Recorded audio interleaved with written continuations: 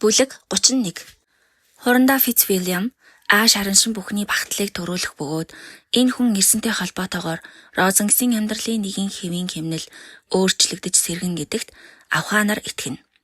Улаан өндөгний баярын өдөр буюу 7 хоногийн дараа сүмд мөргөл хийгээд гарч явахдаа хатагтай Кэтрин хуршүүдээ орой ирээрээ гэж ярианы далимд урьжээ. Энэ хооронд хурандаа Санвартнид нэг бас удаа зочилсон бол Дарси харин дахиж ирээгүй юм. Урилгыг талархан хүлээж аваад орой бүгд хатагтай үүдний тахинд бужигнав. Хатагтай Кэтрин дажгүй ааштай өгтөж авсан ч нэг их анхаарал хандуулж гийгүүлээгүй орхилоо. Тэр ноён Дарсигаас босод бүх хүний барааг анзаарахгүй байсан гэхэд болно. Тэдний айлчлалд баярлсан ганц хүн нь хурандаа Фицвильям байсан юм. Энэ айлд шинэ хүн нэмж орж ирэх тоолонд түүний сэтгэл хачин хөнгөрөх аж. Тэгээд ч тэр Элизабетыг илт сонирхож эхэлжээ. Энэ удаад түүний дэргэд тухалж аваад элдвийг ярихад Элизабет урд хожид байснаас илүү таашаалыг энэ удаагийн ганц айлчлалаас авав. Тэдний тасралтгүй хөвгчлөлтөй ярилцахыг анзаараад ноён Дарси нэг л төгшөөрт автаж байс хийгээд харц хаяна. Үүнийг анзаарсан хатагтай Кэтрин угаас төвчээргүй нэгэн тул шууд асуулаа. Фицвильям, чи тэнд юу яриа суун вэ? Хөгжмийн тухай. Тэгвэл чанга яар. Хөгжмийн сэдв шиг сэтгэл хөвөлзөөлөх яриа миний хувьд байхгүй. Наад шиг урлах дуртай хүнийг англиас олдохгүй дээ. Би хөгжмийн тал дээр төрөлхийн мэдрэмжтэй хүн. Хэрв цагт нь зааж сургасан бол би жинхэнэ урлаг шүүмжлэгч болох байв. Миний охинч бас эрүүл мэнд дороо тойгүйсэн бол гайхалтай хөгжим тоглох байсанд би эргэлздэгвэ. Дараа нь байнга хөгжимдөхгүй бол хинч ур чадвараа дээшлүүлж чадахгүй тухай батлан ярина. Бас Санвартных хөгжимгүй учир Шарлотта Элизабет хоёр дуртай үедээ энд ирж хөгжим дээр сургуульд хийх ёстой гэлээ. Нагцын төрөнгүй дээрэнгүйг хараад ноён Дарси эвгүүцсэн ч үг хэлсэнгүй. Цай ууж дууссаны дараа ноён Фицвильямын хүсэл дээр Элизабет хөгжим тоглож гарлаа. Хатагтай Кэтрин жаахан сонсож байсны орхиод Дарситай ярилцаж эхлэв. Харин Дарси удалгүй түүнээс холдоод алсуур тойрсоор төгөлдөр хуурын нөгөө талаас ойртонгууд хөгжимчин сайн харагдах байрлалыг эзэлжээ.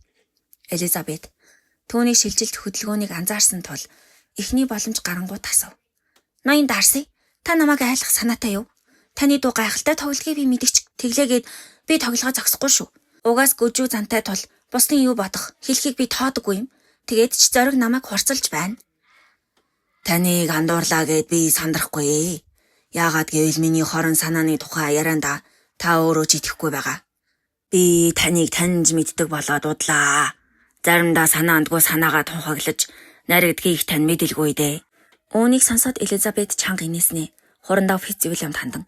Уял тань миний ааш араншингийн тухай сонирхолтой мэдээлэл хэллээ. Миний амнаас гарах нэг ч үгэнд итгэх хэрэггүй гэж ятгаж мэдгээр юм байна. Би түнтэй муу өдөр танилцсан бололтой шүү. Хин нэгний сэтгэлийг татаж багахан итгэл олж авах санаатай явж агаад энэ хүнтэй таарч азгуудсан байна. Миний дутагдлыг олж мэдээд олон тунхаглах тийм сайхан байна уу? Болчингүй алхам гэж сануулахаас өөр арга алга даа. Учир нь би бас таны тухай мэддэг муу бүхнээ амны зоргоор шалчвал хамаатан садантай цочролд орж мэдэх юм. Би ч бас танаас аахгүй гэж Дарси инээмсэглэн хариулна. Төвний тухай хачирхалтай юм мэдхээ хэлээч дээ. Химээ хурандаа байж ядаад үеэл маань бусдын дунд яаж аягладгийг үнэхээр мэдмээр болчихлоо. За яах вэ? Эвгүй сонсогдох боловч яриад өгье л дөө. Анх бид Хертфорд ширийн үндслэг дээр таарч билээ. Тэнд ирчүүд дутагдaltaй улмаас нэг бос эмэгтэй гиюрэн сууж байсан ч ноён Дарси ердөө 4 удаа бүжиг хийгээд орхисон юм да. Тэр гайтай өдөр миний бие үдшилэгт хамт ирсэн эмэгтэйчүүдээс өөр хэнийг ч таньдаггүй байлаа шүү дээ. Таны зөв? Үдшилгийн танхим танилцах хэцүү. За. Хурандаа би өөр ямар ая тоглох вэ? Миний хураанууд тэс чадаж байна. Уг нь өөрийн санаачлагаар шинэ хүмүүстэй танилцах ёстой байх л та. Гэхдээ үл таних хүнд өөрийгөө танилцуулах тал дээр надад авьяас байхгүй. Ийм ухаалаг өндөр боловсралтай олонний танил хүн өөрийгөө яагаад танилцуулж чадахгүйг үеэлээс чинь асуувал ямар вэ? Гэсээр Элизабет хурандаад хандав. Өөртөө илүү ачаа дараас хүсдэггүй болоо тэрээ гэж хурандаа Фицвильям бэлэн зэлэн хариулна. Би үнэхээр үл таних хүнтэй хэл амаа ололцож нийтлэг сэдвийг хөндөж чөлөөтэй ярих авьяасгүй хүн. Миний хураанууд бусдын шиг дардстэйгээр шалангаа чөлөөтэй гүйдэггүй нүнэн. Угаас би төгс тоглож чадахгүй. Дасгал сургуульд хийх завгүй болохоор Энэ гагцхүү миний дутагдал. Гэлээгээд миний хороонууд сайн тоглодог хүнийхээс итгээд ондоо гэсэн үг биш юм. Таны түмэн зөвөө. Та ноогцсон цагаа бүрэн дүрэн ашигладаг. Таны тоглохыг сонсож таашаасан хүн илүү дутуу хөсгүй л дээ. Бид жишээ нь хизээж бусдын өмнө хөгжим тоглодоггүй гэж Дарси инээмсэглэн хариулав. Хатагтай Кэтрин тэдний юу яриад байгааг мэдэх санаатай дөхөхийг хараад Элизабет яриаг бушуухан таслангууд хөгжимдөж гарлаа. Хатагтай таг тохиолдон хэсэг сонссноо хэлв. Сайн багштай, байнга дасгалтай бол бэнэд авах хавгүй илүү тоглохоор юм байна. Гэхдээ мэдээж Аннагийн хаанч хүрэхгүй. Эрүүл саруул байсан бол миний охин гайхалтай хөгжимдөх байсан юм. Дарси үеилийн тухай энэ магтаалыг хэрхэн хүлээн авч байгааг тандахаар Элизабет хялам хийв. Гэвч түүний харцнаас хайр дурлалыг санагдуулах юугч олж харсангүй. Хатагтай Кэтрин хэрхэн хөгжимдөх талаар баахан шүмжлэл өрнүүлсэн ч Элизабет хүмүүжил сайтай эмэгтэйн журмаар тайван байж сүйх тэрэг давжоонд ирж зогсдол хөгжимдсөөр байсан билээ. Бүлэг 32. Маргааш өглөө бүгд ажиллаар гадагш гарч Элизабет ганцаар үлдээд Жэйнд захаа бичиж байсан юм. Гэнэт хонх дуугарахад тэр зочих шиг болов. Хэн нэгэн зочин ирэх тухай гэрийн эзэд хэлээгүү дээ. Бас сүйх тэрэгний чимээ сонсогдоогүй болохоор Кэтрин хатагтай лав биш. Ийхүү бацаар дутуу бичсэн захааг хойш тавьж хаалга нэвэл ноён Дарси ганцаар ирсэн байхыг үзээд мэйл гайхав. Тэр түүнийг түгтчих үед гэрт шурд хийн орлоо. Дарси ч бас Элизабетийн ганцаар байхыг үзээд гайхаж байх шиг. Зочныг урьж суулгаад Розингс эдлэнгийн хиний тухай нэгэн асуулт тавьсны дараа эвгүй намгүм ноёрхлоо. Тэгээд Элизабет нөхцөл байдлыг аврахаар шийдэв. Ноён Дарси, та Незерфилдийг гинтэн орхисон. Миний санахаар ноён Бингли төрүүлж нийслэлд очсон болохоор найз нь ганц хоногийн дараа араас нэхэж ирэхийг үзээд их гайхсан байх та. Таныг нааш гарахад ноён Бинглигийнхэн сайн байсан гэж найдаа. Яг тийм баярлаа. Өөр хариу дуурахгүй мэдэх тул Элизабет тойроо замаар үзэхээр шийдэв. Ноён Бингли Незерфилдэд буцаж очих санаагүй гэвүү. Тэгж ярьсныг нь санахгүй юм аа. Гэхдээ нас ахиж олон найз нөхөдтэй болохоос гадна өөрөг хариуцлага нь өндөрсөж байх тул Незерфилдэд урдынх шигээ удаан саадахгүй л болов. Хэрэв хаяа нэг бууж мордох санаатай бол тэр эдлэнг бүр мөсөн орхисон дээр имсэн өөр айлд оруул зүгээр шүү дээ. Тааш тохирох худалдан авахч гарч ирээд ноён Бингли тэр байшингаас татгалзлаа гэхэд би гайхгүй гэж ноён Дарси хариулна. Ярианы өөр аятайхан сэдэв олдохгүй тул Элизабет дууга хураагаад яриа өдөх эрхийг түүнд үлдэв. Дарси сэжүүрийг ойлгосон тул энэ удаа төрүүлж ам нийлээ. Аятайхан байшин байна. Ноён Коллинзыг эндэрхээс өмнө хатагтай Кэтрин сайн додомджээ. Үнэхээр тийм шүү. Хатагтай их өгөөмөр хүн юм. Ноён Коллинзоос илүү талархалтай хүнийг олоход хэцүү. Тэр бас их азтай гэрэлжээ. Тийм шүү. Түүнтэй гэрлэхийг зөвшөөрч аз жаргал бэлгэлсэн нэмэгтэй талархвал зохино. Би найзынхаа гэрэлтийг ухаалагт тооцгооч. Тэр өөрөө бол сэтгэл ханамжтай байгаа. Ялангуяа санхүүгийн тал дээр. Өөрийн гэртээ ойрхон нөхөрт гарсандаа баярлаа байх та. Та 50 бээрийн цаг ойрхон гихгээ юу? Хагас өдөр аялах газар шүү дээ. Үнэн дээр ойрхон. Газрын алслалыг гэрлэлтийн ашигтай талд тооцох нь сонирхол юм. Гэхдээ л би ойрхон гэж хэлэхгүй. Та болон буурантай хаяа нийлээгүй газар бүхнийг алсад тооцдог байх. Тэр ингэж хэлээд үл мэдэг мушихад Элизабетийн дургу хурч дүрсгэв. Эмэгтэй хүн гэртээ ойрхон сурах ёстой гэх үзэлтэн бий биш. Гэхдээ хол ба ойр гэдэг олон хүчин зүйлээс хамаарах харьцангуй ойлголт юм. Мөн гэхдээ хүнд энэ алслал юмгүй санагдаж мэднэ. Сан мартны орлого дажгүй байлаач хүссэн цагтаа замд гарахад хангалтгүй шүү дээ. Тэгэхээр 50 биш 25 бээр зай байлаач манай найз ойрхон талав тооцохгүй байх. Ноён Дарси урагш баг зэрэг бүхийгөө хэлв. Гэхдээ таалонг бууранд мөнх амьдрахгүй юм байгаа зү. Элизабет гайхшрах хооронд Дарси сонин барьж суугаад дээгүүрэн шагаангаа асуув. Танд Кэнд таалагдв уу? Энэ нутгийн тухай тэдний товч асуулт хариулт нь хэг ёг гэлцэгтэй төстэй байлаа. Ийхүү ярилцаж байх хооронд Шарлотта, Мария хоёр эргэж ирэв. Нүүр тулсан уулзалтыг хараад тэд ихэд гайхсан юм. Ноён Дарси дахиад хэсэг сууснаа бараг таг дуугүй босч мөхингүүд гарч одлоо. Хонгор минь тэр чамд дурлчих чи. Тийм биш бол манайхаар ягаад шагаахгүй хүн шүү дээ гэж Шарлотта гайхан бовтнана. Ихэнх цагийг дуугүй сууж өнгөрөөсөн тухай Элизабетийг хэлэхэд тэгвэл ч дурлсан биш бололтой гэсэр Шарлотта өгнөөсөө боцов. Унах худал элдэв таамаг дэвшүүлж ам халсны эцэст ноён Дарси хийх хэлхий олж чадан уйджээ гэх дүгнэлтэнд хүрцгээлээ. Хөрш идэлэнд хатагтай Кэтрин ном бильярдын ширээгээд олон зүйлс байвч Эр хүн дөрвөн хаан донд удаан сууж угаас чаддаггүй юм. Тэгээд зочин үеэлөө санвартны найрсаг гэр бүл сэтгэл татам цэцэрлэгээс таашаал намсах санаатай өдөр бүр наашаа гүйх болжээ. Тэд хамт эсвэл цуурч заримдаа хатагтайтай ирнэ. Хизээч ирж мэднэ. Хорондоо Фицвильям сэтгэл алдраад наашаа хараалгаж байгаа гэдэгт хэн ч эргэлзээгүй. Элизабет түүний биширсэн харцыг мэдэрч таашахдаа Жорж Уикмиг өөрийн ирэхгүй дурсдаг байв. Хорондоо түн шиг зөөлөн ялдан биш боловч илүү хурц ухаантай аж. Харин ноён Дарсигийн айлчлалын шалтгаан ойлгомжгүй хэвээр тэр ярианд оролцолгүй бусдаас дүүлж суух нь илбэг. Ярьлаа гэхэд дуртайгаас биш, ёстойгоос болон ярьж байгаа нь илт. Бас сэргэлэн цаваа ажиллах нь үгүй. Үеэлийн болохыг гайхаж, үе чанга инэх хурандаа тэдний хооронд ямар их ялгааг тунхаглах шиг болно. Элизабетэд дурлаад нааш гүйж байгаа гэдэгт Шарлотта итгэхийг хүснэ. Тэгээд үннийг олж тогтоохоор шийдлээ. Түүнийг ирэх болгонд нүд салгалгүй ажиглавч үр дүнд хүрсэнгүй. Найзыг нь удаан ширтдэгч харцсан эргэлзээтэй. Ноён Дарси ил тод ширтэж гүлэрхэн бий. Гэхдээ түүний харцанд хайр гэхээс илүүтэй уймрал тодордог байсан юм. Тэр бодлоо Элизабетэд 1-2 удаа зохиолгосон ч найз нь тэнэг бодол хэмээн шоолж инээж билээ. Шарлотта хоосон найдвар төрүүлэхээс айж дуугүй суувч эрт орой хизээ нэгэн цагт найз нь анзаарна гэж найдана. Шарлотта Элизабетийг хорондоо Фицвильямтай хуримлаасай гэж мөрөөднө. Найзд нь энэ бүхэн сайнаас гадна нийгэм байр суурьтай найдвартай гэр бүлийн төлөөлөл юм. Гэтэл жингийн нөгөө тавг дээр шашин сүм хэдий ивент тэтгэгч ноён Дарси өөрийн биеэр зогсоно. Бүлэг 33. Элизабет цэцэрлэг зугаалж явахдаа ноён Дарситай хэд хэдэн удаа таарав. Түүнээс өөр хинч очтгоо газарт ноёнтон юу хийж явсныг бөө мэд. Хувь тавилангаас зайлсхийж болно гэж үзээд цэцэрлэгийн олон жимснээс ганцхан энэ жимсийг сонгож үе алхаж салхилдаг тухай ноён Дарсид анхааруулаад авчээ. Гэтэл дараагийн удаа ноён Дарситэй яг тэр жимдэр дахиад таарах юм гэж хэн мэдлээ дээ. 3 дахь удаага мөн л давтагдав. Бурхны гисгээл муу тавилангийн давхуу юм болов уу гэж хүртэл бодоход хүрлээ. Өөр ямар шалтгаанаар ноён Дарси зэлүүд шугад зогсож байх билээ дээ. Таарлаа гэд хил ам үл эвлэн. Тэд хуурай хүндийн мэд мэдээ таг болсны дараа Элизабет өөрийн эвгүй байдал цэг тавихаар цааш яарч билээ. Гэтэл ноён Дарси түүний нэрээр дуудаад араас даах нь бүрэл төвөгтэй. Элизабет хариу дуурахгүй, хилж ярьж байгааг нь анзаарахгүй. Хурдан салахын төвс болов. 3 дахь удаагийн уулзалтын үеэр хэдий хоорондоо хэлхээ холбоогүй ч тодорхой асуултууд тавиад байгааг нь сая анзаарчээ. Айлчлал, зожигдуу зугаалга, санвартны гэр бүлийн тухай гэдэл, бас Росингстедлэн ба The Borg of-ийн дэг жаягийг буруу шангаа.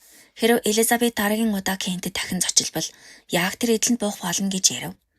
Дараагийн айлчлалын тухай ноён Дарсигийн энэ хачин яриаг Элизабет анзаараад гайхаж цөхөв. Хэрэв ноён Дарсигийн энэ ярианы цаад далд утга байгаа бол тун удахгүй ил болох нь илт. Ойлгомжгүй сэжүүрээс болоод барьц алдаж гүйдсэн Элизабет энэ удаа санвартын хашааны хаалганд тулж ирэхдээ урьд хожид байгаагүйгээр баярлаж билээ. Нэг удаа чи энэ сэтгэл готролтой цагаар бичсэн бололтой цахаг 3 дахь удаага уншингаа алхаж явтал. Буйдхан болон түүнийг санаатай хүлээж зогсон нь илт хурандаа Фицвильямтай таарав. Бүсгүй захиагаанд даруй нууж инээмсэглэл тодрууллаа. Энэ жин тамд таалагдсан чинээс хансангүй. Би жил бүр тэгдэг занчлаараа цэцэрлэгийн бүтэн тойрч явнаа. Та цаашаа явах уу? За үгүй дээ. Би эндээс буцдаг юм. Тэд тэр доороо эргээд байшин руу хамт буцлаа. Та Кентиг бэм гарагт орхих уу? Гэж Элизабет шалгана. Дарси хойшлуулахгүй бол тэгнэ. Тэр ажлыг та аваараа хийдэг хүн. Ноён Дарси шиг зөвхөн өөрт таламжтай хийдэг хүнтэй таарч явсангүй. Тэр ч тийм ээ. Гэхдээ хүн бүр адилхан даа. Ягаад зарим нь хүснээ хийж чаддгүй вэ гэхээр хөрөнгө мөнгөгүй учраас л тэр юм. Над чиг айлын отхон хүүхэд хар багасаа хүлцэнгүй байж бусдын ая данг дагахад суралцдаг юм да. Гэхдээ гүнгийн отхон хүүд тийм шаардлага гарахгүй байлгүй. Зорсон газартаа хүрч хүснээ худалдаж авахд мөнгө тутахгүй байлтай. Яах вэ? Тиймэрхүү юмн дээр дутахгүй ч илүү даацтай зорилгод бол сох дутаж мэдэн шүү.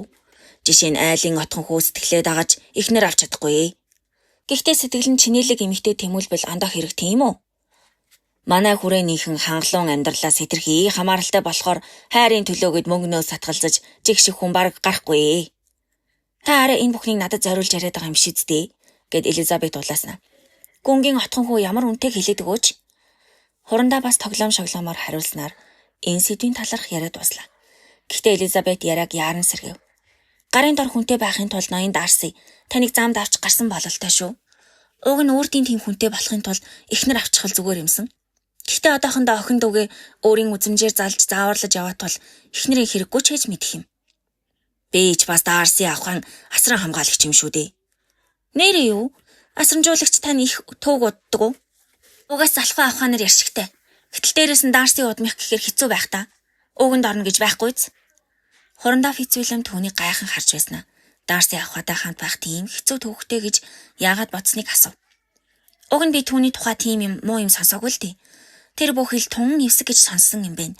Бингли авах хэрс хатагтанаар гэхэд түүнийг амаа олохгүй магтдаг юм. Та тэднийг таних уу?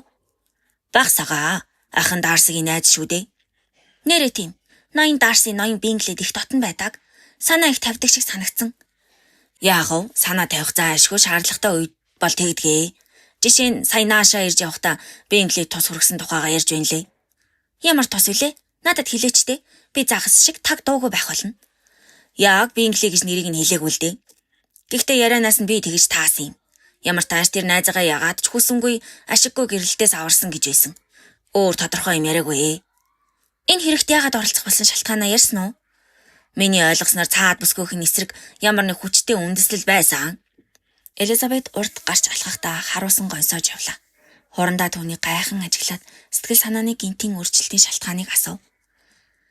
Таны үеийн ааш аварж урамт явсны тухай миний төсөөлөлтөд нийцэхгүй байна. Түүнийг юу н хин шүүгчээр сонгосон юм бэ? Ямар эрхтэй гэж найзахын хувь заяаг өөрийн үзэл бодлоор шийдэж залдаг билээ. Найз нь хаана хинтээ жаргалтай байхыг тодорхойлох зориг эсвэл давлуун цан хаанаас нь гардаг вэ? Гэвч нарийн учрыг мэдэхгүй болохоор түүнийг буруутгаж бас болохгүй л дээ. Зөв шүү. Гэхдээ тэр нэрээ ийм юм хийсэн байлаа ч алдаж эндүрх нь бараг үгүй. Эгчийнх нь хувь заяанд ноён Дарсигийн оролцооны тухай хамгийн мухай тамга нь учир шалтгаантай үнэн зөв болж таарахыг үзээд Элизабет цочирсан юм. Ярианы сэдвийг яаралтай өөрчилж элдвийг ярилцсаар гэртээ иржээ. Тэгээд өрөөндөө ороод өнөөдөр сонссон бүхний дэнслэн. Ноён Дарси үеэлдээ ноён Бинглигийн тухай ярьсан гарцаагүй. Түүний нөлөөнд тэгтэл авцсан өөр хүнийг олох хэцүү. Түүнийг Джейнээс хэрхэн салах нь Дарсигийн өдрийн бодол шөнийн зүүд юм байна. Джейни үзэж туулсан бүх зовлон шаналлын шалтгаан нь энэ хүн мөн. Түүний бардамнал ба алдар нэрийн хинэ. Хорвоогийн хамгийн өгөөмөр үнэнч сэтгэлд бадарсан аз жаргалын итгэл найдварыг ноён Дарси бөхөөжээ. Түүний инрэлгүй гараар чулуудсан хор муугийн үр хичнээн гүнзгий шигдэж хэр удаан соёлохыг хэн мэдлээ дээ. Цаад бүсгүй эсрэг ямар нэг хүчтэй үндэслэл түүнд байсан гэж хурандаа хэлсэн. Тэр нь юу байж болох вэ? Жэни нэг авга өмгөөлөгч, нөгөө нь Лондонд хувийн ажил хэрэгтэй. Тэгвэл нийгэм дэслэх даруухан байр суурь тэр хүчтэй үндэслэл нь байж болох юм. Жэни өөрийнх нь эсрэг бол юу ч байж таарахгүй. Бахархлаас өөрийг нь төрүүлэх ямар нэг юм түүнд үгүй. Жэйн ийдэг бөгөөд увдстай. Хурц ухаан сэтгэл татам ааш араншинтай. Эсвэл аавыг хэлсэн юм болов уу? Манай аав итгээд хачин ааш зантайч хэн хүнд яг таарч тохирох хариуг нь барьдаг тул түүний эсрэг ямар нэг үндэслэл байх ёсгүй. Ээжийнхэн тухай бодохдоо Элизабет жаахан нурмав. Гэтэ энэ тал дээрч тэгтэл дургуутсах юу байна? Ноён Дарсигийн бардамлалыг бодвол найзынх нь хэлхий холбоод дутвал эмзэглэхээс биш, найзд нь ухаан тутлаа гэд эмзэглэх хүн биш. Ийхүү удталд инсэлсний эцэст ноён Дарси нэг талаас бардам нэгэн учир, нөгөө талаас ноён Бинглиг охин дүүдэд зориулан дэрэгдээ байрах шалтгаанаар ийм харах хэрэг хийсэн гэж дүгнэв. Гонсоож уйлсаар толгой хүчтэй өвдөх ба Дарсиг харах хүсэлгүй болсон тул хэдий урилга ирсэн ч Элизабет бусдтай хамт Розингс зоог барихаас татгалзав. Бин үнэхээр хямарсныг үзээд Шарлотта түүнийг ятгахаа болоо зогсохгүй. Нөхрийн шахалтаас хамгаалав. Гэхдээ ноён Коллинз энэ удаад иймэрхүү зоргоор авир хатагтай Кейтрин таалагдахгүй дээ гэж бараан зөгнөхөөс өөр тулган шаардах ямар нэг оролдлого хийгээгүйг шударгаар дурдвал зохиноо. Бүлэг 34. Элизабет эгчийнхэн бүх цагтлыг дахин уншив. Гомдол, өнгөрсний дараах харуусал, өнөөдрийн гонигийн тухай мэдээж нэг ч үг алга. Гэхдээ Жэйний урайлахын хөнгөн хөөргөн араншин бас хаанч үл анзаарагдана. Бусдад тийм их зовлон тарчхаад сэтгэл ханамжтай алгаж яваа ноён Дарсиг санахаар эгчигээ бүр ихээр өрөвдөж инэрнэ. Нөгөөдөр Дарси эндээс явах бол Элизабет бас 10 хоногийн дараа мордох юм. Харих замд эгчтэйгээ уулзаад чадлаараа тайлгаруулна гэх бодол сэтгэл хөнгөрүүлнэ. Мэдээж Дарситай хамт үеэл нь бас буцах тухай бодлоо. Гэхдээ хурандаа Фицвилем ялдам аашлавч аз жаргалаа Элизабеттэй холбох төлөвлөгөөгүй гэдгээ айл хэдийн тодорхой ойлгуулсан билээ. Тэгвэл шинэ танилаасаа саллаа гэд Элизабетэд гониглох шалтгаан байхгүй юм. Энэ мэт бодол давтаж суутал хонх хангинав. Хурандаа гих бодол хамгийн түрүүнд харвжээ. Гэтэл ноён Дарсийг зогсож байхыг хараад зүрхэн зүсэгдэх шиг болжээ. Тэр ичиж завнингоо Элизабетийн эрүүл мэндийг лавлна. Сандалд суух төдий болсноо. Огл үсрээд өрөөнд дундуур хэрхүү холхов. Элизабет гайхавч дуугүй сон. Өөрөө өөртөө бүтлэхүү тэмцэл хийлээ.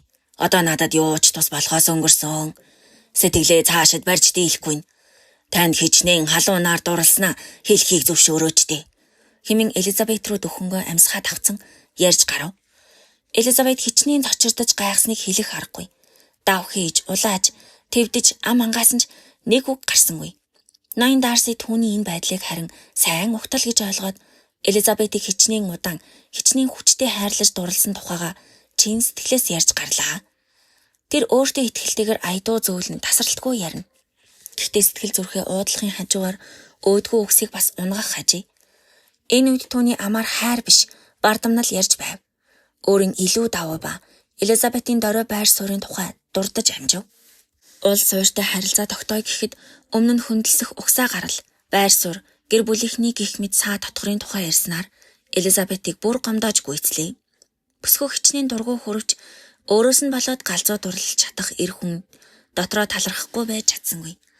Тэглээгээ санаа бодол өөрчлөгдөөгүй тул ноён Дарси тун удахгүй зүрхэндээ шарах авах үндэ гэж бодоод өрөвдөв. Хугацаа өнгөрөх тусам Дарсигийн яриа уур хилэнг улам бадраасаар сүүлдээ өрөвдөхөөч болов. Одоо Элизабет бие арай ядан барина. Ноён Дарси хичнээн хичээгээд ч дарж намхруулж чадаагүй хайрынхаа тухай дахин дурдснаар хүүрнэлээ дуусгажээ.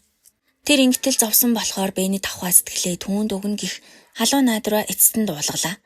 Нааштай хариу өгнө гэдэгт өчүүхэн ч эргэлзэхгүй байгаа нь Элизабет анзаарчээ.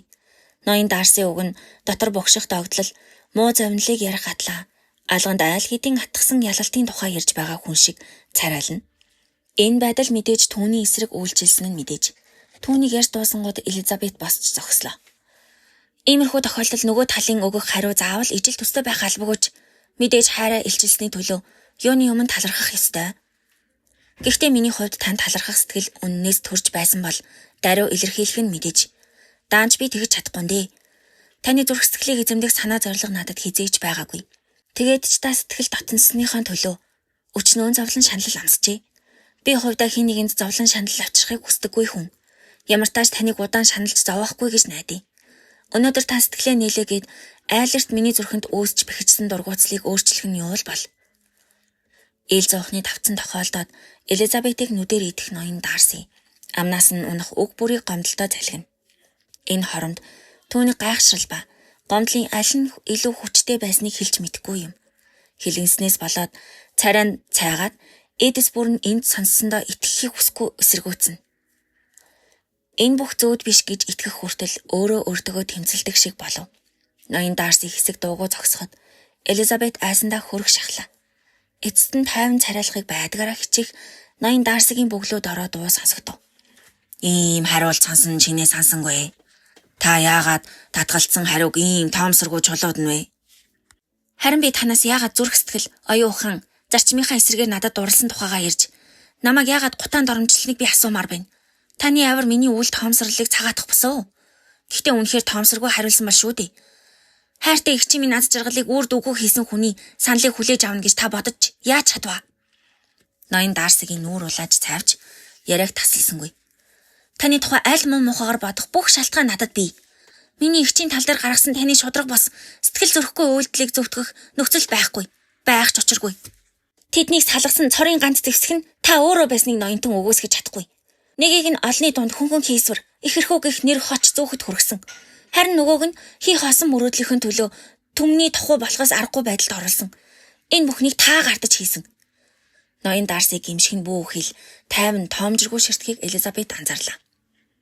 Танаа ихчээс найзыгаа салгаж хүн дээр үлхийн тулд чад бүхнийг хийснээ би огт үгүйсэхгүй. Амжилтанд хүрсэндээ одоо оч баярлаж сууна. Харин ч би түүнд өөрөөсөө илүү ийдэг хандсан юм шүү. Түүний давлуун тавлалтыг Бэни тавхаа жигсэж зэвүүцэн чагнана. Мөн утга санааг нь бас ойлгож байв. Таны үнэн царайг ганц энэ явдалч биш. Ноён Уикимийн халаглал аль хэдийн илчилсэн. Тэр явдлыг ч бас санаанд багтангүй нөхөрлөлөөр тайлбарлах уу? Та тэр хүний хувь заяанд ханьцуу шамлан оролцож байх шүү гэж ноён Дарси тайван дуугарлаа. Бэрх тавлан сонсоод инэрхгүй хүн гэж байх уу? Бэрх тавлан гинэ. Хэмээн залууж ихшүүртэй халаглаад түүний тавлан нэрээ бэрх юм аа. Эрхийн дагуу өвлөх ёстой бүх хөрөнгийг завсарснаар та түүний гачаалд унгаасан. Толгой мэдих эрхийг нь үгүй хийснээр та түүний залуу насыг сүйтгэсэн. Тэгэд одоо тохуурхаж яаж чадаж байна вэ? Миний тухай таны төсөөлөл энэ гэж үү? Таны бодлоор би гисгээл хүртээх ёстой нүгэлтэн юмсан ч элен далангүй ярьсанд баярлалаа. Хувийн амьдралын ноцтой шийдвэрийг гаргахдаа өчнөө дэвсэлсэн эргэлзээнүүдийн тухай би ам нэгээгүй бол та бодлоо өөрчлөх байсан бизээ. Сохроор буцалтгүй дурлаж бас ийм сонголт хийсэндээ агшин төдий эргэлзээгүй мэтэр бачилж хуурсан бол та миний тухай муу төсөөллөө ядах юмгүй өөрчлөх байсан гэж би бодлоо. Гэхдээ эргэлзээгээ ярьсандаа би одоо жижиггүй. Шудраг бодтой учраас тэр юм. Таны даруухан хамаатан саднууд намайг ихнэр авахд минь хүчтэй түлхэц үзүүлнэ гэж үнэхээр бодлоо гэж үү? Нийгэм тавгүй доод тавцанд зогсох хүмүүстэй нэрээ хамаатан садан болно гэж бодоогүй байлтай. Элизабетийн уур хилэн дээд зэгтээ хурч толгой дотор нь морин төвөргөн сасагдана. Гэвч бие байдгаараа даажилж бариад жинхэнэ суралцтны ёс зүйг сахих гэж огт хичээхгүйг тань хараад би татгалзахад хүрсэн юм. Түүнээс биш таны үнэн үчил намайг унаж тустал гутаасан мэтэр бодвол энд дүүрэл. Ноён Дарси давх хийсэн ч дуугарсангүй. Та саналаа ямар хэлбэрээр онгоцсон байлаач миний зөвшөөрлийг авах хумсын төдий боломж байгаагүй. Дарси дахиад машид гайхаж амаа өдөж ядарсан харц хаяна. Дөнгөж анх танилцсан тэр өдөр таны ихэрхүү зан бусдыг жигшиж дорд үзэх байдлыг үзээд таны тухай миний үзэл бодол шууд бүрлдсэн юм. Дээр нь ой гуталтын гайхашгүй боржин барилга хурдан сүндэрлсэн. Тантай танилцаад ганцаар болоогүй байхад эхнэр нь болохыг зөвшөөрөх хорвогийн бүх хэрсийн жагсаалтанд та сүүлчийн байрыг эзэлсэн. Та хангалттай ихэрлээ. Таны сэтгэлийг би бүрэн ойлголоо. Өөрийнхөө хайраас ичиж байна. Өчнөө цаг үрснийг минь өршөөгөөрэй. Аз жаргал эрүүл инхийг хүсье. Чатан дээрээс гүйж уруудах чимээ хадаад хаалга тасхив. Элизабет харин зөөлөн сандал дээр унаад хагас цаг уйллаа. Ноён Дарси өөрөө ирж түүний гарыг гуйлаа шүү дээ. Дурлаад олон сар болсон гин. Ноён Бинглийг ихчээсэн салах ажилд гар бие оролцоход хүргэсэн тэр олон саа татхурыг тоолгүйгээр гэрлэх санал тавив. Нэг айлын хоёр охиныг нэгийг нь салгасан мөртлөө нөгөөтэй нь гэрлэхэд хүргэж буй саад татхур. Ийм сурвалжтанд ийм халуун хайр өдөөж чадсанаа бахархалгүй яах вэ? Гэвч Дарсигийн бардамнал бүхнийг бололлоо. Тэр Жэйний эсрэг хийсэн хорон уйлээ ичхүүргүй хүлээж ноён Уикимийг зовлон тохуурхаж харгислал бүхнээ хинэггүй баталж зогссон. Баргар бодолд автан удтал суусны эцэст сүйх тэрэгний тачигнаа сонсоод өрөөндөө яаран шурглаа. Бүлэг 35. Өглөөс эрэхтэн өчигдрийн бодол толгойд яг тэр хэвээрээ эргэлдэж эхлэв. Гарт барьсан бүхнээ алдах тул цэвэр агаар талхах нь зөв гэж бодсон юм. Очих дуртай цэцэрлэгийн тэр хэсгийг шууд чиглэж явснаа ноён Дарси бас тэнд үе үе үзэгдэх болсныг санаад замаасаа эргэж модод гудамжаар алхан төв замаас холдлоо. Баруун талд цэцэрлэгийн хашаа хөврөн удалгүй жижиг явган хаалганд тулсан тул Элизабет 2-3 чудаа нааш цааш холхиж эргэж буцав. Гэхдээ л цэцэрлэгт хүл тамаар санагдах ажээ. Түүнийг ирснээс хойш хаа сайгүй ногоорч цэцэглээд сайхан болжээ. Дахиад эргэх гэж байтал цэцэрлэгтээ ирж нийлэх ойн цахад нэг эрэгтэй хүн гарч ирээд бут сөөг дундуур хурдан алхахыг анзаарав. Шийдэмгийн ойртохыг нь анзаарч ноён Дарсигаас өөр хинч биш гэж шийдээд алхаагаа нэмэн зүгтлаа.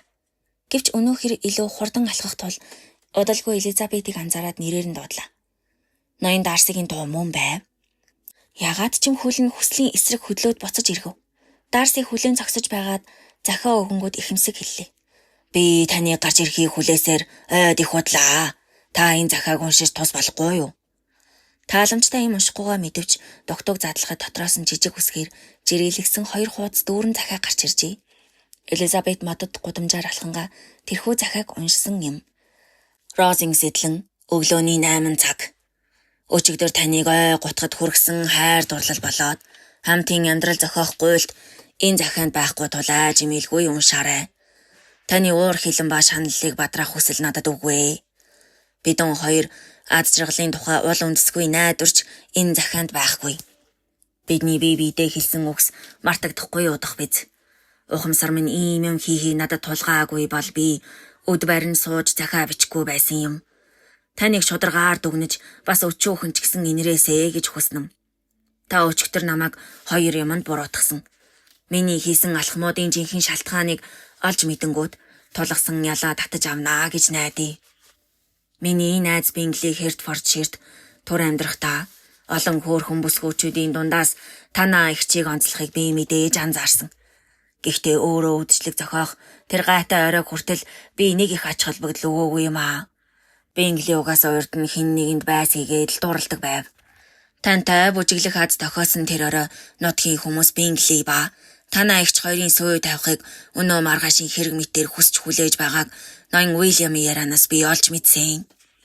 Тэгээд найзыгаа ажиглавал таны ихчид урд урдын олон дурлалаас тийс ондоо дотносож байхыг анзаарав. Харин манай ихчийн харц аяг аашиг шинчгэд илэн далангүй урайлахын байвч илүү халуун хайр, илүү дотн холбоог яагаад ч өрнүүлэхэргүй санагдсан. Тэгээд олны дунд игцэн яриаг худал цуурхал тооцов. Хичнээн сэтгэл татам ялдам ааш харантайж Джейний зүрхийг эзэмдэх тун хэцүү гэдгийг хамгийн гэрхэн ажигч нэгэн хүртэл батлах нь дамжиггүй. Уг нь Джейн Бинглид таамсарлахгүй гэдэгт итгэхийг хичнээн хүссэн гэж. Гэхдээ миний альва шийдвэрт айдас итгэх хүсэл гэх мэт хүчин зүйлс нөлөөлдөггүй юм аа. Би танаа ихч Бинглиг үл таамсарлана гэдэгт итгээгүй. Би тэдний холбоог тэнцвэргүйд тооцож байв. Өнөө хүртэл би энэ бодолдоо үнэн ч хэвээр тэр үед юунд гонсоож эвгүүцснээ товч дуулгая. Танаа гэр бүл тиймч гялалцсан сайхан биш. Гэхдээ энэ нь танаа дүүнэр ээж тэр бөөх хэл хаяа аавын тань намнаас хүртэл гадагшлах ол зомгийн шунлын дэргэд юуч бишээ. Ийм юм бичгэд надад эвгүй байна. Гэвч танаахны ашиг хонжоо олох тооцоолол болоод миний гашуун өгнөөс үүдэх таагүй мэдрэмж бүхнийг хойш тавиад ямар нэг таатгарм сайхан бүхнийг олж харъя гэж хичээе. Аз болоход энэ үзэмжгүй түүхийн дунд миний дургуутслыг төрүүлээгүй ойр ганц хүн нь та юм. Тэр орой миний нүдний өмнө тавигдах жүжигийн дүр бүрийг би гэрхаа таньж хараад ааштай хүсэшгүй гэрлэлтэнд хүргэж мэдэх энэ холбооноос найзыгаа аврахаар шийдсэн билээ. Бингли бушуухан ажлаа амжуулаад эргэж ирэхээр Лондонг зорив. Игчийнхэн завнал миний сэтгэл санааны байдалтай яв цав нийцлээ. Цаашид ганц хором алдаж болохгүй гэж бид үзээд араас нь Лондон морцсон юм. Тэнд би найзтайгаа уулзаад бадлахгүй дурлалын гонигт үр дагаврыг нүдэнд нь нээж харуулахыг хичээсэн. Энэ сонголт хүсвэштэй зүйл бишээс гадна боломжгүйг би түүн тайлбарлаж өгөв. Тэр миний тооцох шалтгааныг сонссон ч нөхцөл байдалд их гүнзгий ирсэн байжээ. Ухамсарынхан дуу хоолой, ойр дотны хүмүүс тавих анхаарал халамж гээд юуж Бинглигийн гэрлэх хүслийг ганхуулж чадсангүй. Гэтэл удаах санамсаргүй тохиолдол танаа ихч Бинглиг үл тоомсралтгийг түүндч надад ч баталж өгснөөр ихээхэн тус болсон юм аа. Найз минь даруй төлөв зантай ба миний ямыг харах дуртай хүн. Харин би гартаа найдвартай хөзөртэй болж аваад өөрийнхөө итгэл үнэмшлийг түүнд суулгаж орхисон. Тэгээ танаа нутг руу буцах хэсэг тухай асуудлыг хэдхэн хормын дотор шийдэж билээ. Би ийм юм хийсэндээ гимшиггүй. Гэхдээ ганцхан зүйлд хөндөөрлөх нь танаа ихчийн Лондонд ирснийг Бинглигээс тас нуусан явдал юм. Түүнтэй уулзвал яах ч юм билээ гэж айснаа хүлээн зөвшөөрч байсан. Жинхэнэ нэр хүн хуурч мэхлэх ёсгүйч би авралын төлөө энэ бүхнийг хийсэн. Харавсан сумыг буцаах биш дээ. Энэ тал дээр өөр хэлэх үг юм уу? Уучлал гуйх хүсэл надад алгаа. Хэрвээ таны ихчийн хайрыг шархлуулсан бол санаатаагаар биш юм. Миний ийм алхам хийх болсон сэтэл танд зохиомл мэт санагдаж болох ч би бол тэгж үзэхгүй. Таны тулгсан 2 дахь ялын тухайд олон гэрчтэй чин үннийг ярьж өгвөл бүх юм ойлгомжтой болно гэж бодлоо. Ноён Уикэн бол манай Пемберли эдлэнг олон жил захирсан хүндэд ноёны хөө билээ. Үнэнч зүтгэлтэй хүн тул эцэг маань хариу талархсан юм. Миний эцэг Жорж Уикмиг анх төрхтөн загалмайлж бас хар багаасанд итгэж ирсэн. Дунд ба их сургуулийн төлбөрийг төлж өгсөн. Их сайн халамжлсныг та харж байна. Тэр тусмаа хүүгийнхаа зугаа цэнгэл хөөсөн амьдралаас болоод санхүүгийн байнгын гачаалд орох эцэг нь язгуурт нь ноёдын авдаг боловсролыг үр удамдаа ягаад ч өгч чадахгүй байсныг тооцвол энэ үнэхээр цаглашгүй тус билээ. Маань түүнтэй байхдаа жинхнээс аз жаргалтай байж Цаашдаа шашин номд хүчин зүтгэн гэж найддагсан. Миний хувьд Уикмийн тухай их эртнээс тэг сондоо бодолтой болсон. Зарчимгүй явар байдал ба нүгэлт хорхоо ослон миний харцнаас бол мултраагүй. Ноён Уикм танд ямар сэтгэл төрүүлснийг мэдгүйч би түүний багийг хуулж жинхэнэ царай төрхийг нь үзүүлснээр таны сэтгэлийг өвтөхөөс аргагүй басандаа харамсаж байна. Цайлган сайхан эцэг минь 5 жилийн өмнө өөд болохдоо Уикмийн ирээдүйд анхаарч шашин номын замд нь альва тусламж үзүүлэхийг надад гэрээсэлсэн юм. Орон тоо солонгууд шашны тойргийн сүмийг Уикм тэргүүлэхээр болгож эцэг маань хэдийн зохицуулжээ. Бас Уикмд 1000 фунт үлдээж билээ. Уикмийн эцэг бас тун удалгүй тэнгэрийн оронд халлаа. Эмигнэлт хагцлаас хойш хагас жилийн дараа би Уикмийн загтлыг хүлээж авсан юм. Шашны зам мөр хөөхөөс бүр мөсөн татгалцснаа дуулгаад оронд нь мөнгөнд тусламж үзүүлэх хэсгийг надаас асуусан байв. Хууль, цаад, судлах санаатай ба 1000 фунтын орлого юуж болохгүй юм гэжээ. Би итгэх гэхээс илүүтэй үнэн байгаасай гэж залбираад түүний санаа бүрэн дэмжсэн. Тэр шашны зам мөр хөөх талын альва тусламжлаас татгалзаад оронд нь 3000 фунтыг надаас авсан юм. Тэгээд түр холбоо тасарлаа. Ямар ч ажлын ондонд амьдрах ба хуулийн боловсрал хөөх амлалтаа умартаж буруу замаар орсныг би мэдсэн. 3 жилийн дараа надад дахин захиа илгээж мөнгөний гачаалд орсон тухайгаа дурджээ. Тэр нь харин үнэн байв. Хууль цаазын салбар ашиг орлогогүйгээд өмнө амлаж асан сүмийн тэргүүний орон тоон тохоон гэвэл сан мартан болоход бэлэн гэжээ. Мэдээж би эцгийн гэрээслийг мартаагүй. Гэхдээ гашуун туршлага хоримтлуулсан миний бие хүсэлтээс нь татгалцахад хүрсэн юм. Санхүүн нурж түүний дургуутсал тэнгэрт дүүлв. Тэр цагаас эхлээд таарсан хүмүүрт намайг эргэлзээгүй өршөөлгүй муулах болсон. Тэгээд бид бүр мөсөн зам салв. Дараа нь яаж амьдрсныг нь би мэдэхгүй. Гэвч өнгөрсөн 100 гинэт гарч ирээд миний сэтгэлийн зовлон сэтрээсэн. Харин одоо би нөхцөл байдлыг дуулгая. Хэрв та намайг тэгтэл буруутгаагүй бол энэ тухай нэг ч үг зохиолохгүй байсан юм. Би өөрөө ч аль болох мартахыг хичээдэг. Би таны шударгаж оронд бүрэн найдаж байгаа учраас ийхүү ярьж байна. Охин дүү минь надаас 10 насаар дүүмэд. Жилийн өмнө дунд сургуулаад өрэхэд нь би Лондонд байшинтай болгож өгөв. Өнгөрсөн 100 охин дүү маань хүмүүжүүлэгчийнхээ хамт Рамсгейтэд очижээ. Тэнд Уикм санаатай тосч таарсан. Дүүгийн хүмүүжүүлэгч буюу биднийг муухай мэхэлсэн Янг авхаатай эртний танилуд болох нь хожим батлагдсан тул би ийм дүгнэлтэнд хүрсэн юм аа. Жоржиня дүү минь бүр нялхаасаа Уикм дотн явжээ. Харин Янг авхаа Уикмийг тасралтгүй өргөмжлөн магтаж зааж зааварлаар миний дүүг Уикмд хайртай гэж итгүүлсэн. Тэгээд дүү маань түүнтэй хамт нууцаар оргох санаас идсэн юм. Тэгэхэд тэр дөнгөж 15 настай байлаа. Би Рамсгейтэд санаандгүй айлчлахдаа тэдний төлөвлөсөн орголтыг 1-2 хоногийн өмнө очиж таарсан. Эцэг шигээ хайрладаг ахыгаа зовлон шаналлын хавцалд хаяад чимээ сураггүй ярилж төвдөөгүй дүү минь бүх үннийг надад ярьлаа. Ямар их уур хилэн бадарсныг та төсөөлөх байлгүй. Мэдээж энэ явдлыг олон дэлгэж дүүгээ шившгэлж бий чадахгүй. Тэгээд Уикм цахиа бичсэн ч тэр айл хэдийн нуугдаж зогтсон байв. Янг авхаг би даруй ажлаас халлаа. Уикмийн гол зорилго нь миний дүүг дагах 30,000 фунтын инж байсан юм. Түүнээс гадна миний хамгийн үнэт эрднийг хулгайлах замаар надаас өшөө авах гэсэн нь эргэлзээгүй.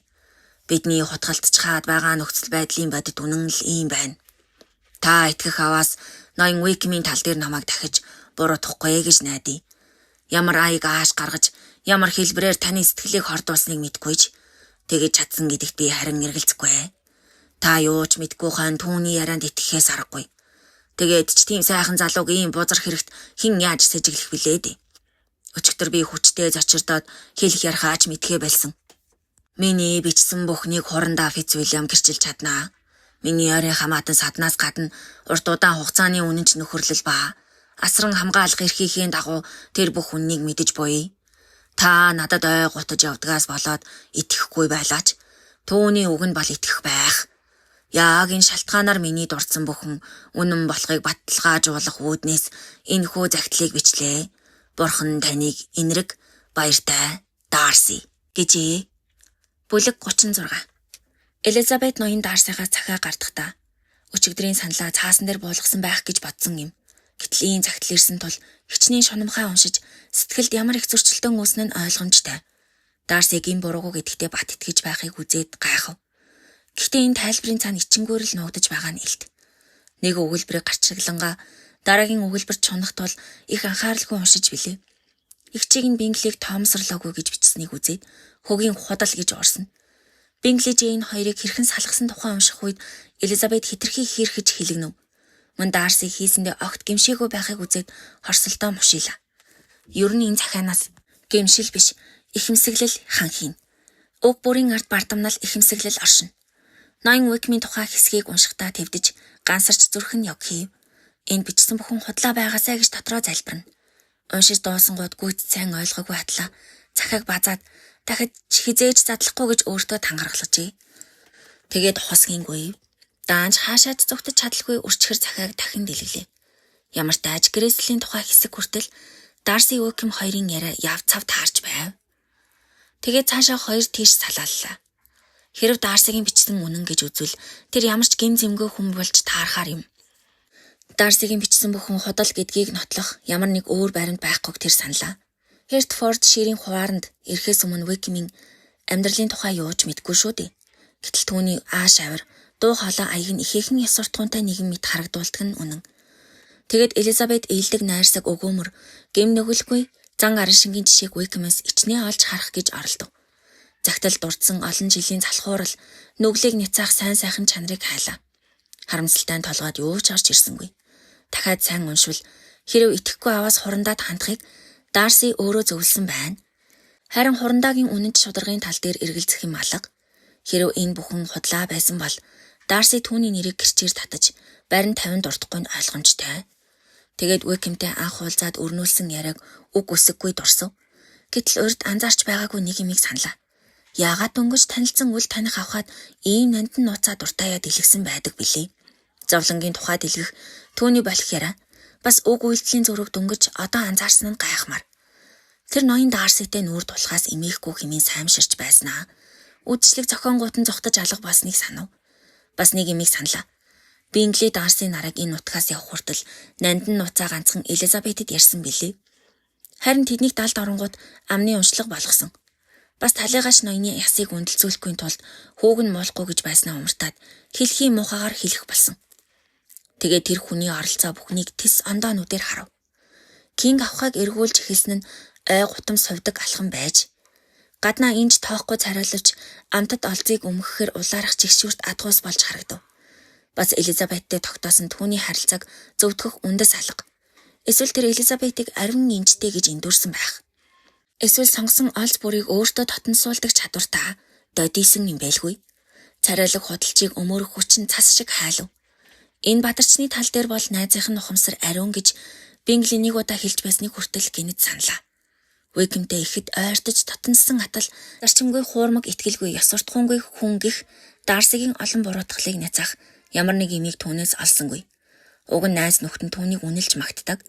Цэргийнхэн яах вэ? Бүгд бие биенээ дэмжиж хүрээлдэг хүмүүс. Гэтэл Уикм Дарси авахаа тухай ой онгодтой ярьдаг байж билээ. Түүнд санаарахдаг учраас тэр байж. Уикмийн хэлсэн ярьсан бүхэн үнэн байсан бол ёстой даравч дардах байсан бизээ. Ер нь тэгээд хизээж яаж ч урууч мэдэх этгээдтэй ноён Бингли ялаа гэж нөхөрлөх билээ дээ. Эцсэндээ Элизабетийн хөл салбиж говьно. Сохор, алагчлагч, мунхаг тэнэг хэмээн өөрийгөө зөвхөн. Би ой готом авирлжээ. Бас өөрийгөө алсын хараатай гээд байгаа. Би явхаалагт тооцч өгөөмөр шудраг ихчигээ шоолж үндэсгүй гэмт үл итгэлцлийн хөрсөн дээр сүрхий царайлах хэнийг тарж ургуулсан байна. Ястай гутам шиг юм аа. Миний нүгэл бол сүрхий царайлах бардамнал. Анхаарал тавьсан нэгэнд додиж, үл тоосон нэгэнд гомцоор ухаандаа ухын ишиг өхүүлжээ. Бас үүнийгээ өнөөдрийг хүртэл мэдхгүй явж. Дахин Джейний тухай хэсгийг уншихад эхний уншилтаас Тэс ондоогоор буун. Одоо тэр Дарсигийн уг үнэн гэдэгт эргэлзэж чадахгүй болжээ.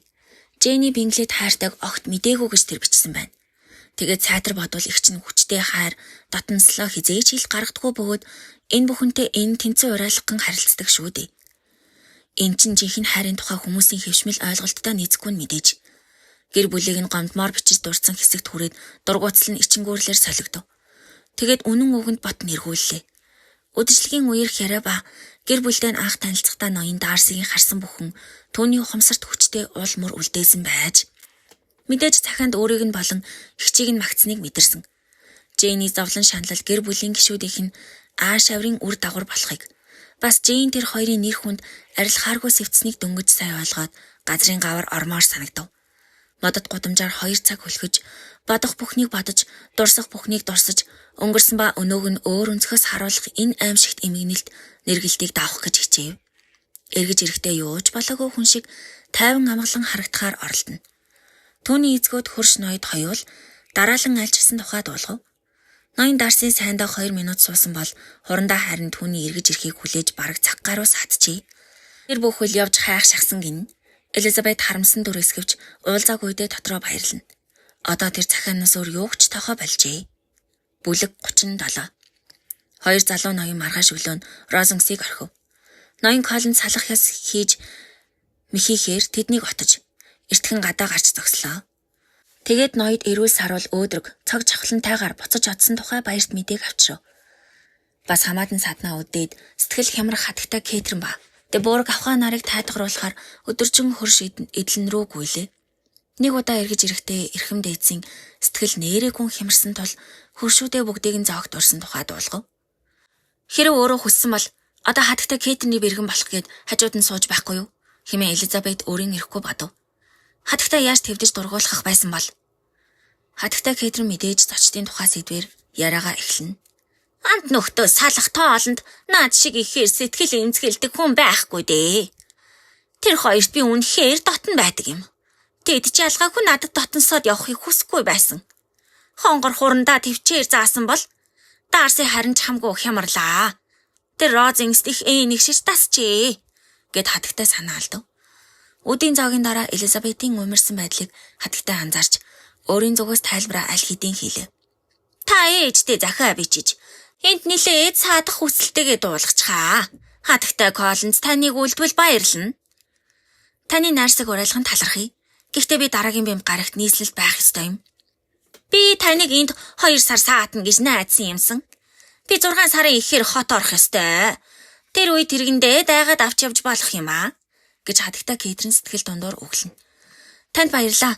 Гэхдээ би төлөвлөснөөрөө мартах ёстой. Хатагтай Коллинз, та зарц Джоноор авхаа нарыг дагалдуулаарай. Залуу авхаа нэр шуудангийн тэргээр толгоо мэдэн зугаалахыг би твчихгүй. Тэднийг үргэлж хайрлж хамгаалж байх ёстой. Ирээдүйд нийгэмд эзлэх байр суурийн төлөө. Та санаа зовлтгүй дээ. Аг маань зарцаа наашаа явуулна гэсэн хэмээн Элизабет найрсаглав. Удахгүй болох аяллаа тухай хатагтай мянган асуулт тавьж Элизабетыг самгарахад хүргэнэ. Гэхдээ энэ сэтгэл санаагийн умраагаа нуухад ашгүй тус болж билээ.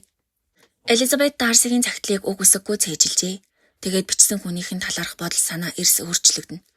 Дарси өөрт нь яаж хандсныг бодож дургуутсавч өөрөө түнд шудраг бас хандснаа бодохоор уур хилэн дотроос хэмлэнэ. Дарсигийн урам хугаралтыг мэдэрч өөрт нь сэтгэл дотносны төлөө гүнээ хүндэтгэн. Гэлээгээд ам алдвал барьж болдоггүй хойндоо өнгөрсөнд үзүүлсэн ааш хараншингаа бодхоос харамсаж гонсойно. Гэр бүлийн гишүүдийн дутагдлыг санахаар сэтгэл өмөрнө. Хамгийн гонигтай нь түүнийг ангаах им алга. Огтоо давхархахаас өөрийг хийдэггүй эцэг нь дүү нарын совдөглөлийг үгүй хийхийн төлөө хуруу хөдлөхгүй нь мэдээж. Өөрөө хүртэл хүмүүжлийн дутагдaltaй ээж нь тэдний хөнгөн хийсвэр байдлыг буруу зүйлд огт тооцохгүй. Уг нь Жэйн Элизабет 2 Лидия Китийн нарыг совдоггүй болох гэж чадлаараа хичээдэг юм. Даанч ээж нь өөгшүүлж байх цагт ямар нэг амжилтанд хүрэхгүй нь мэдээж. Өөрийн бодлогоо Китис хавал хийвэл цохолдож эгч нарын сургаалыг шазааж дургуутсан тосно.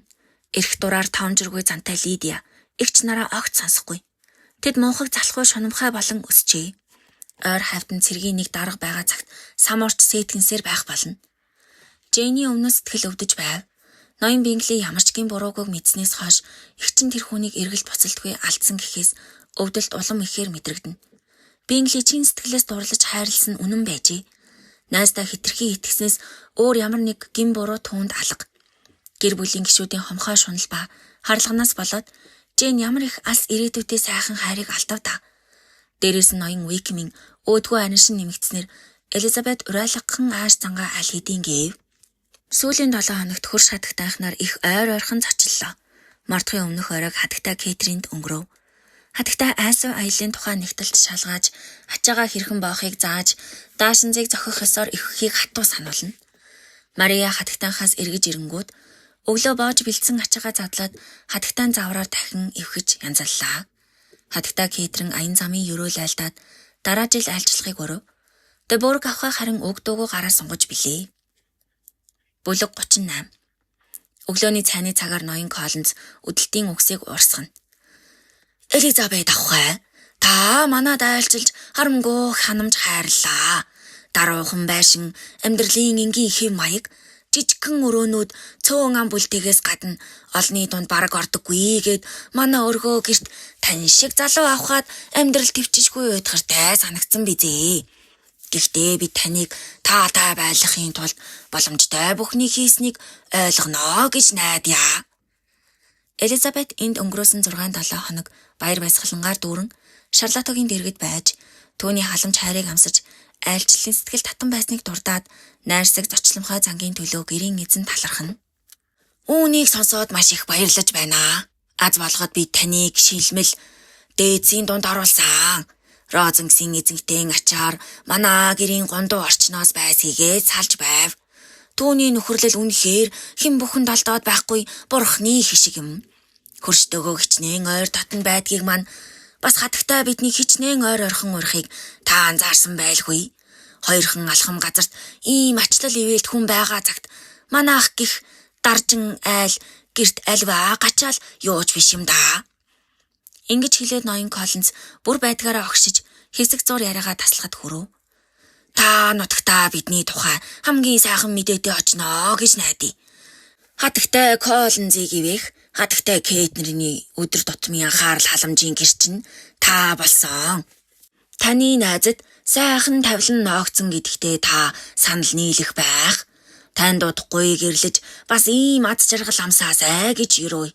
Шарлотоо бид хоёрын үзэл бодол яг адил байдаг нь гайхалтай шүү.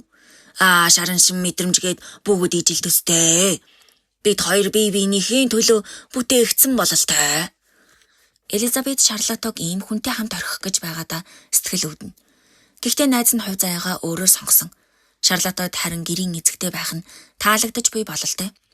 Хэдийн найзаасаа хагацхад хэцүү байгаач хувь тавиландаа харин гомдлохгүй нь илт. Өд дунд ноён Коллинз тэднийг үдэж Элизабетийн ар гэрээхэнд мэдчихлээ. Талархал уламжлаад сүйх тэргэнд суулгав. Хаалга хаахын даван дээр тэр байдгаараа сандарч твдээд Розенксийн эзэгтэй нарт хагцлын үг хэлээгүйг сандарч твдлээ. Айлчлалын үеэр түүний үзүүлсэн ээлдэг сайхан сэтгэлийн төлөө талархаж гүнэмхийн гэж найднам. Элизабет мэдээж санал нийлнэ. Ингээд хаалга хаагдаж тэрэг замд гарлаа. Энд өчигдөр ирсэн юм шиг л санагдаж байна. Гэтэл хичнээн их үйл явдал болж өнгөрөвдөө. Зэр Мария гинэж шогширлоо. Үнэн шүү. Үнэхээр олон үйл явдал болж өнгөрлөө. Гэд Элизабет санаа алдна. Бид Розенкс 9 удаа зог барьж 2 удаа цайллаа. Ярих юм чи их байна да. Харин надад нуух юм их гэж Элизабет сонсогдох төдий дуурна.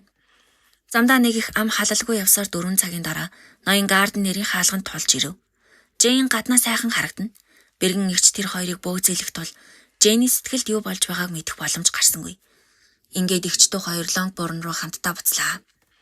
Түүнтэй хичнээн олон зүйлсийн талаар ярьж тэр ямар их гуниг амсахыг бодоод Элизабет санаа алдна. Ноён Дарсиг гарыг нь гуйсан тухай гэртээ харахаас нан ам нэхгүй тулд асар их төвчээр заахад хүрв. Энэ мэдээ Джейнийг гайхшруулахаас гадна түүний арай ядан тэмцэлдэж дарж яваа гомхорхлыг сэдрэж мэдэх юм. Бас дээрэс нь олж мэдсэн бүхнийхээ аль хэсгийг ярьж алийг нь дуугүй өнгөрөхийг мэдэхгүйгээс болоод шийдэж чадна. Нэгэнт ярьж эхэлвэл ноён биенглийг дуртахаас аргагүй болсноор ялдам Джейний сэтгэлийн өвчнийг сэдрээх нь гарцаагүй. Бүлэг 39. 3 залуухан авхай Лондонг орхиж ноён Беннетийн сүх тэрэг тосох учиртай жижигхэн хотхны бууржийн газарт ирлээ. Хөтөж цаг барилгүй хоцорсон нь Кити ба Лидия нарын завшаан болж эгч нараа тосохоор энд цагийн өмнө ирсэн хоёр авхай эндхийн загварын танхимаар шагааж амжаад одоо нутгийн цагдааг сонжонгоо өргөс тэмхтэй зууш зажлна. Эгч нартайгаа мэдлэнгүүд ширээн дээрх тавгийг хочиж орхисон амны цаасыг яслал төгөлдөр хуу татангууд хүйтэн махан зоошиг санал болгов. Тэгээд ам уралдан ярьж гарсан юм. Би та хоёрыг илүү тансаг сайхнаад дайлмаар байна. Таанч мөнгөө тэр дэлгүүрт үрчгсэн гэж Лидия царай бараалган хэллээ. Тэгээд гаргасан зардлын үр дүнг ширээн дээр тавьсан бүрх малгай юмсанжээ. Эгч нар нь харин онцгүй малгай гэж шүмжлэнэ. Бүр муухай малгай тэнд олон байсан юм шүү. Яах вэ? Эрийн давгаар бүслөр хийвэл дажгүй болно. Тэгээд ч миний юу өмсөх нь хинт хамаатай юм бэ? Яагаад гэвэл Меритоны цэргийн хуаран 2-7 хоногийн дараа нүүлэх гэж байгаа. Тийм гэж үү? Хэмээн Элизабет сэтгэл ханамжтай уулга алдав. Брайтон руу нүүх юм гисэн. 100 биднийг тийш нь авч яваасаа да. Надад гайхалтай төлөвлөгөө бий. Сохор зоосч зарахгүйгээр тийшээ явж болно. Ээж бас явахыг хүсэх нь мэдээч. Явахгүй бол энэ 100 ёстой уйдгартай өнгөрөндөө. Чамд дуулах мэдээ байна. Гэсэр Лидия яранд оролцоод ноён Уикэм гэрэл хэргүй болсон гэсэн. Кинг авах Ливерпул байдаг авахында бүр мөсөн амьдрахаар яваад өгчээ. Тэгээд Уикэм аюулгүй болсон гэсэн. Эсрэгээр Мэри Кинг л аюулгүй болж дээ. Мөнгө алдахааргүй болж хэмээн Элизабет засч хэллээ. Хайртай мөртлөө явсан бол усан тэнгээ. Хин нь хайргүй байсан байх та гэж Жэйн залруулна. Уикэм мэдээж хайргүй байсан. Тийм цоохор тэний хүүхэнд юу хэн дурлах вэ дээ? Сэтгэл нь харин дуугийн амнаас гарах бүдүүлэг хүүхдэд адилхан байхыг үзээд Элизабет цочирдож билээ. Идэж дуусаа тооцоо хийх үеэр сүх тэрэг ирэв. 5 минут сүрхий бужигсны эцэст авхаанаар олон хайрцаг сав баглагаа чирсээр тэргэнд чихлээ. Лидия замдаа ам хураагүй чалчсаар нэг л мэтгэд гэртээ ирэв. Хатагтай Бенет огтоо хараад баярлаж, ноён Бенет охиноо эргэж ирсэнд бүр баярлцглаа хэмээн Элизабетэд хэд хэдэн удаа шивнээд амжив. Оройн зогт Шарлоттагийн тухай шинэ мэдээ сонсох хүсэлтэй Лукасын гэр бүлийнхэн бүгд ирлээ. Ёстой нэг чимээ шуугантай яриа хөрөдөө зоог барьцгаана. Орой болоход Лидия маргааш бүгдээрээ хамт Меритон орох санал гаргав. Элизабет харин тас эсэргүүцлээ. Тэр Уикэмтэй уулзахаас яс хавтана. Цэргийнхэн удахгүй эндээс мордох гэж байгаа нь сайн хэрэг. Түүнтэй хамт шившигтэй хорхоосл нь мартагдана. Брайтон орох тухай санаа эцэг гэхийн ярианы гол сэдэв болж орхихыг Элизабет маргааш нь анзаарав. Аав нь дургүй байгаа нь илт. Гэхдээ булзааруулсан тодорхойгүй хариулт өгнө. Тийм болохоор хатагтай Бенетийн найдварч бас тасрахгүй ажээ. Бүлэг 40. Кентэд болсон бүхнийг ярих хүслээ дийлхээ болсон Элизабет маргааш нь ихчтэй сэтгэлээ удалжээ. Гэхдээ мэдээж ихчийн нэр холбоотой бүхнийг дарж үлдэв. Жэйний хичнээн гахсныг хэлэх чинь биш. Ноён Дарсыг хариу сэтгэл өдөөх ямарч боломжгүй тийм өнгөйсаар хайраа илчилсэнд нь тэр маш их харамсав. Эрс шийдэмгийн няцаалт сонсоод ноён Дарсыг хичнээн гунигалсан бол гэхээс бүр их харамсна. Ийм хариу өгсөн гэж намайг арай буруутгаагүй үздэй. Мэдээж үгүй. Харин Уикмийн тухай ярьсан бүхний минь төлөө чи намайг зэмлэх ёстой. Төвний тухай ямар нэг муу юм ярьсныг чинь санахгүй юм. Маргааш нь юу болсныг сонсоод чи ойлгоно. Тэгээ загтлын Жорж Уикмтэй холбоотой хэсгийг цээжээр ярьж өгөв. Муу хүн байдаггүй гэж итгэсээр хорвоог аз жаргалтай туулах хүсэлтэй Жэйний хувьд энэ том цохил болсон юм. Тэр нэгийг нь зөвтгөж нөгөөгийн нэр төрийг аврах ямар нэг андуурлыг ирж хайна. Энэ тохиолдолд хоёулаа сайн хүн байх боломжгүй тул чи аль нэгийг сонгохоос аргагүй. Би хоёудаа ноён Дарсыг сонгосон. Жэйн түр дуугүй сууснаа инээмсэглэл тодрууллаа. Би ингэж цочирдож үзээгүй юм байна. Итгэхэд хэцүүч Уикэм элдэм нүглийн уурхай болж тарлаа. Хөөрхийн ноён Дарсын хайртай бүсгүн түүнийг аимшигт хорон үйлдэлд сэжиглэж явсныг дуулаад яаж урам хугарч хэрхэн зовж саналсан бол дүүгийнхаа тухай шившигт үннийг бусдад илгэх түүнд амар байгаагүй нь мэдэж. Энэ бүхэн үнэхээр амар юм аа. Хөөрхий Уикэм хичнээн гингүү цайлхан төрхтэй хичнээн илэн талангүй зөөлөн аштай билээ дээ. Нэг нь дотроо үнэхээр ээлдэг цайлхан, нөгөө нь гаднаа ээлдэг төрхтэй хоёр хүн юм. Би өөрийгөө их мундаг, хэрсүү тооцоод ямар ч шалтгаангүйгээр Дарсыг үгүйсгэж байж шудраг үннийг ярихт нь саад хийн гэдэг төвчхийн аргагүй гутаал юм. Анх ушаад яасан бэ? Их эвгүүцэн, аз жаргалгүй хүн шиг өөрт мэдрэгцэн. Ядах чи хажууд байсангүй.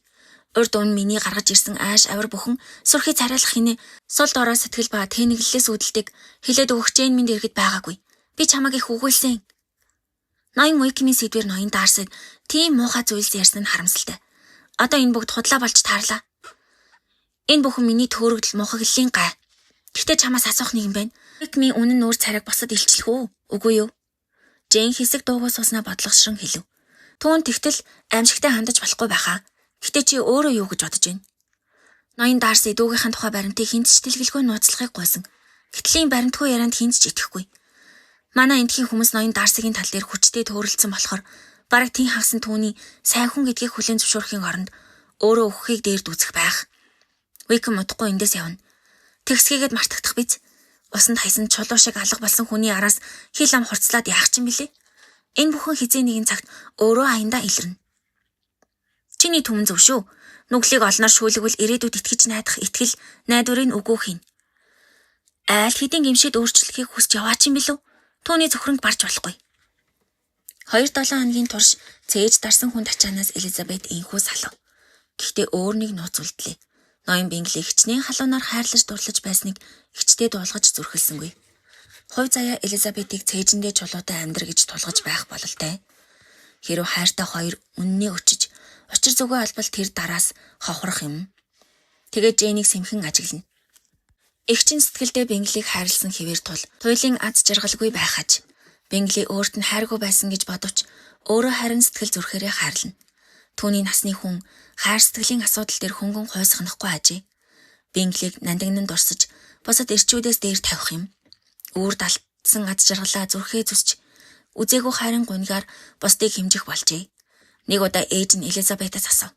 Джейн Лондонд очиод Бинглитэй уулзаж чадсан уу? Тэр ямар муухай залуу ээ. Джейн түүнийг эргүүлж авах боломж үлдээгүй бололтой. Энэ зунч бас манай өвгөр ирэхгүй гэх яриад игдсэн байна. Ер нь хизээж эргэж ирэхгүй гэж би бодож байна.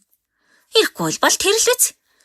Түүнийг эргэж ирээсэй ч гэж хүсэх хүн манай энд алга даа. Охинтой минь үнэхээр зубас харцлаа. Би Джейний оронд байсан бол ингээ зүгээр бууж өгөхгүй ээ. Одоо яа гэх вэ? Джейнийг бүтлэхүү хайраасаа болж өгсөн хойно Бингли хийсэн хэрэгтэй харамсан гэж л өөрийгөө тайтрахуулахаас биш дээ.